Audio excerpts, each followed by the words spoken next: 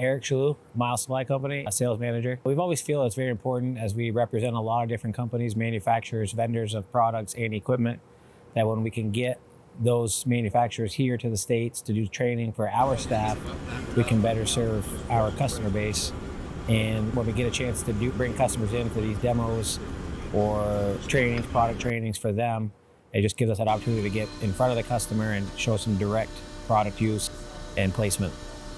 I think it's very good. I mean, we've got some offers out there for MEC and their equipment lines.